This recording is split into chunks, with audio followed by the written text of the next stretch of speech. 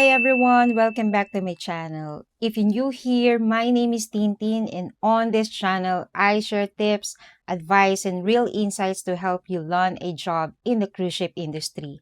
If you're applying for a month and you're wondering why am I still not getting hired or why didn't I pass my interview even though I have the experience, then this video is for you. One thing I've learned from my years working on board is that getting hired is about much more than what's written in your resume. Many applicants think that having 5 or 10 years of experience is enough. They believe that if they have the right certificates and qualification, the job is already theirs. But that's not how recruiters think. During an interview, recruiters are asking themselves one important question. Can I trust this person to represent our company and provide excellent service to our guests? They're not just hiring someone to do a job, they're hiring someone who will work with people from different cultures, live on board for months, handle pressures, solve problems, and represent the cruise line every single day. Today, I'm going to share the 5 things cruise ship recruiters are really looking for during an interview. If you understand these 5 points and prepare for them, you'll have a much better chance of getting hired. So let's get started. Number 1, confidence and a positive attitude. The very first thing recruiters notice is not your English. It's not even your work experience. It's your confidence. The moment you enter the interview or join a virtual interview, the recruiter immediately starts observing you. How do you greet them? Do you smile? Do you look interested? Do you make eye contact? Do you look confident or do you look nervous or unsure of yourself? Now, let's me be clear. Being confident doesn't mean being arrogant. Confidence simply means that you believe in your experience and you're comfortable talking about it. Many applicants become so nervous that they forget everything they wanted to say. That's completely normal. But one way to overcome this is by practicing before your interview. Practice introducing yourself. Practice answering common interview questions. The more you practice, the more natural your answers will sound.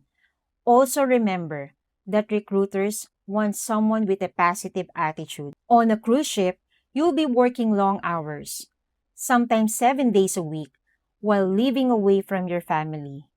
Recruiters wants to know that even during challenging situation, you can remain professional, respectful, and positive. A smile can make a huge difference.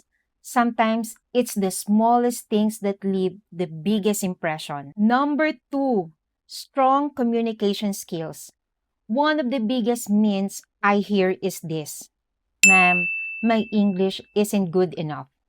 Let me tell you something. You do not need perfect English to get hired.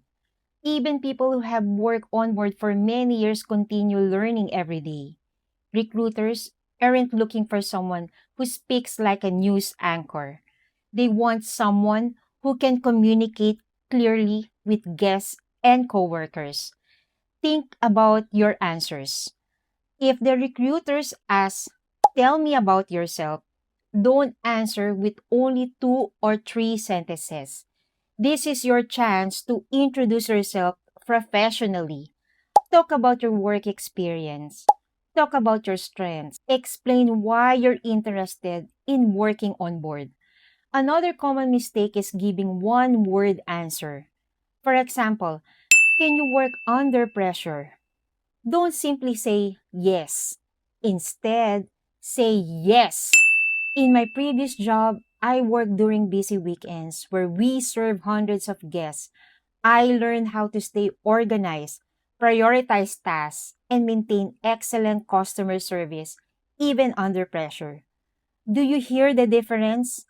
The second answer sounds much stronger because you're supporting your answer with real experience. Number 3, they want real stories, not memorize answers. This is probably one of the biggest reasons some applicants fail interviews. They memorize answers they found online. The problem is that recruiters interview hundreds of applicants. They've heard those same answers over and over again. When your answer sounds rehearsed, it becomes difficult for the recruiter to know the real you. Instead of memorizing, understand the question. For example, if you're asked, tell me about a difficult customer. Don't just say, I stayed calm. That's too general. Instead, explain the situation. What happened? What did the guest complain about? What action did you take? And how did the situation end? This kind of answer shows problem solving skills, professionalism, and customer service. Your experience are unique. Use them. Those real stories are often what recruiters remember after the interview. Number 4, teamwork is everything. Many people focus only on their individual skills. But on a cruise ship, teamwork is just as important. Remember, you will be working with people from different countries, cultures, and backgrounds. You won't always agree with everyone. They will be stressful days. There will be busy ships. There will be unexpected challenges. Recruiters wants to know whether you can cooperate with others and contribute to a positive work environment. Think about a time when you helped a coworker. Maybe another department needed assistance. Maybe a teammate was overwhelmed during a busy hours. Maybe you train a new employee. These are great examples to share because they demonstrate that you're someone people enjoy working with. Companies don't just hire skilled employees, they hire people who make this team stronger. Number 5, a willingness to learn. One quality that many recruiters value is humility. Even if you have years of experience, every cruise line has its own standards, procedures, and way of doing things.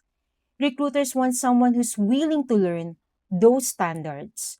Sometimes applicants make the mistake of acting like they already know everything. That attitude can actually hurt their chances. Instead, let the recruiter know that you're excited to learn, accept feedback, and continuously improve.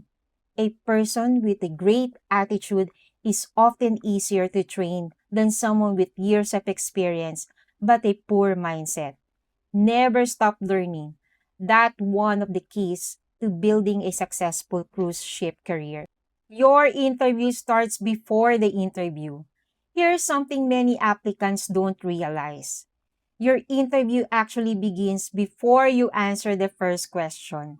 It starts with your resume. A poorly written resume may prevent you from getting an interview at all.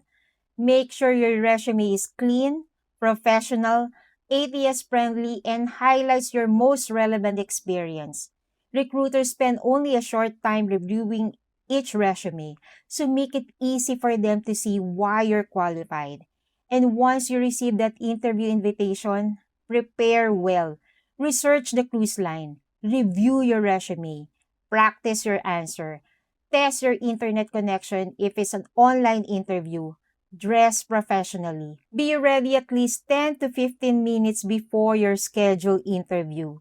Preparation shows professionalism, and professionalism creates confidence. Before we end this video, I want to leave you with one final reminder.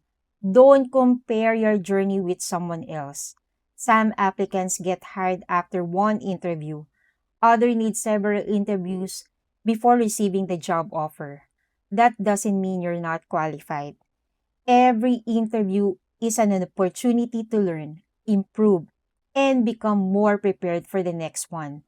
If you keep improving your communication skills, preparing your answers, and presenting yourself professionally, you'll continue increasing your chances of getting hired.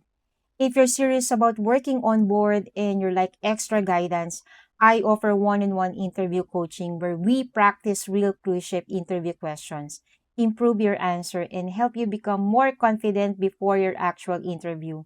I also provide professional ATS-friendly resume services specifically designed for cruise ship applicants to help you stand out and increase your chances of getting shortlisted. If you're interested in either service, feel free to contact me through the details in the description below. If this video helped you, don't forget to give a thumbs up, subscribe to the channel, and share this video with the friends who's also chasing their dream of working on a cruise ship.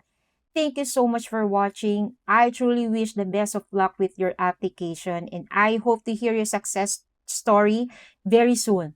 Take care, stay positive, and I'll see you in the next video. Bye everyone.